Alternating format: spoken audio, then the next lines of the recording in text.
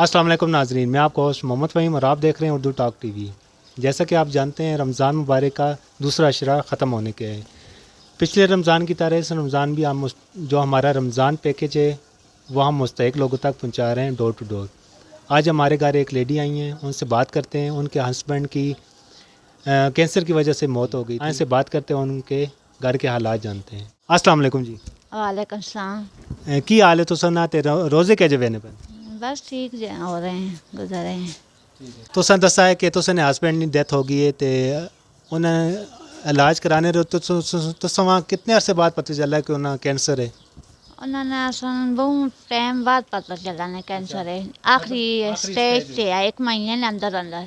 अच्छा, उस टाइम असन पता चला अस्पताल ने अंदर, फिर उधर ही फौत हो गए है। सही है।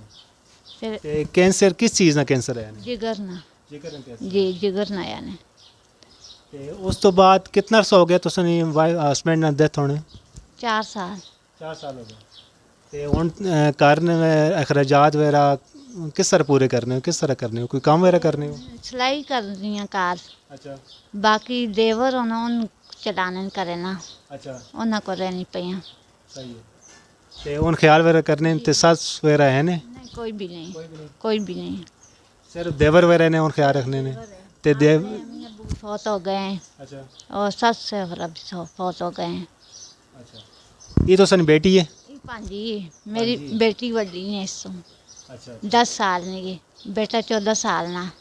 ते स्कूल वेने पढ़ने? ये पढ़ने पर असा ना रमज़ान पैकेज होना है राशन देने लोगों वहाँ ते तुसां ये राशन पहुँच गया है तो तुसां क्या लगा है पहुँच वाकई तुसां पहुँच गया है? जी पहुंच गया है। मेहरबानी तो सनी तो साढ़े ना तावन कीता है तो सनाला पाक और दौन आमीन।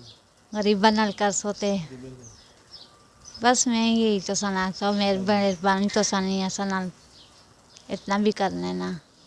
दुआ में याद रखें अपने उस मोहम्मद फ़हीम को। अल्लाह हाफिज़।